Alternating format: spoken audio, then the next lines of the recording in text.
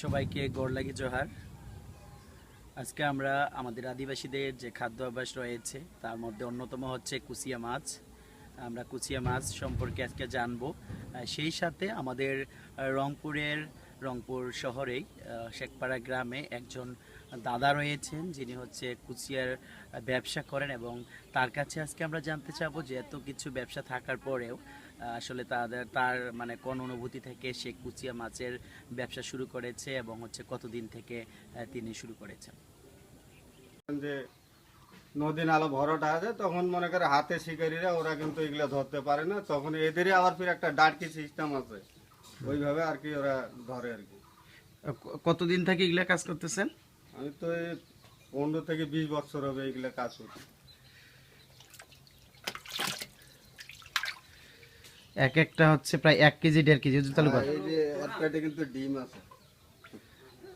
কুচিয়া তো ডিম দেয় না? হ্যাঁ হ্যাঁ হ্যাঁ। এক একটা সর্বোচ্চ কতগুলো করে হয়? কত মানে 1-1.5 কেজি? না 1 কেজি খুব কম হয়, 800 900।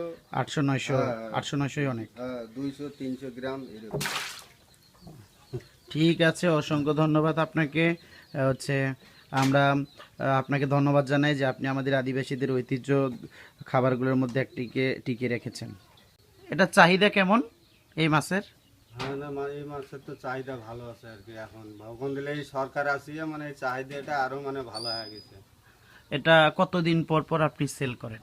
না যখনই মনে করেন আমরা তো অল্প টাকার ব্যবসা, যখনই দেখি যে 40-50 কেজি হয় তখনই মনে করেন যে এগুলো মারা যাওয়ার ভয় হতে টাকাও বেশি থাকে না, আমার বড় পার্টি আছে তাদেরকে আমি ডাক দিয়ে মনে করেন যে মাছটা দিয়ে দিই। আচ্ছা, পার্টি কোথাকার? আমাদের রংপুরের? এই যে হ্যাঁ বড় দরগা আনবার না।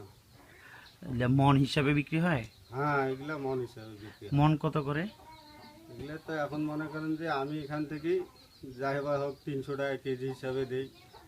এখন ওরা নিয়ে যা কত যে বিক্রি করে সেটা আমার ওরা।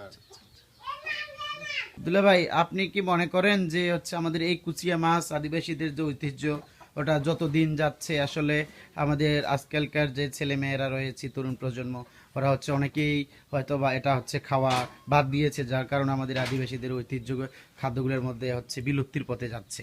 হ্যাঁ হ্যাঁ ভাই, যেভাবে আরে ধরা যাইতেছে এগুলা মানে এমন দিন আসবে এটা তো মনে করেন যে পাওয়া মানে মুশকিল হয়ে যাবে। আগে যেরকম পাওয়া যেত হ্যাঁ, এখন এখন সেরকম আর পাওয়া যায় না, কিন্তু আরো যেভাবে ধরে নিয়ে আসতেছে শিকারীরা এটা তো মনে করা যায় যে আরো যখন আরো 5-10 বছর গেলে এগুলো তো মনে হয় পাওয়া মুশকিল হয়ে যাবে। আগে তো হচ্ছে কাছাকাছি পাওয়া যেত, এখন তো মনে হয় এখন আরে একজন মনে করেন যে 10 কেজি 15 কেজি একজন আনতো, আর এখন মনে করেন 2 কেজি 3 কেজি 4 কেজি এরকম করে পায়। আচ্ছা আচ্ছা।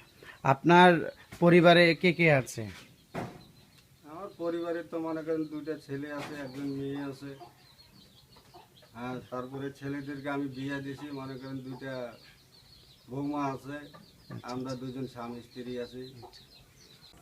আমরা এতক্ষণ দেখেছি যে আমাদের আদিবাসীদের ঐতিহ্য ধরে রাখার জন্য এক ভাই সে ব্যবসার দিক থেকে হলেও সে কিন্তু ধরে রাখার চেষ্টা করেছে, এবং আমরা দেখতে পাই যে বর্তমান সময়ে তরুণ প্রজন্মরা অধিকাংশই হচ্ছে আমাদের এই কুচিয়া মাছ সম্পর্কে হয়তো অবগত নয়, কিংবা হচ্ছে অনেকেই হচ্ছে আমাদের এই যে খাদ্যটা রয়েছে সেটা হয়তো বা আজ থেকে কয়েক বছর আগে সেটা কিন্তু প্রতিনিয়তই হচ্ছে আদিবাসী জনসাধারণরা কিন্তু সেটা হচ্ছে খাইতো, কিন্তু ইদানিং অধিকাংশ হচ্ছে ছেলেমেয়েরা কিন্তু সেটা হচ্ছে খাচ্ছে না, যার কারণে হয়তো বা আমাদের সেই আদিবাসীদের যে খাবারটা রয়েছে সেটা বিলুপ্তির পথে যাচ্ছে। যদি আমরা আমাদের ঐতিহ্যকে ধরে রাখতে চাই তাহলে এটা আরও বেশি করে আমাদেরকে টিকিয়ে রাখতে হবে।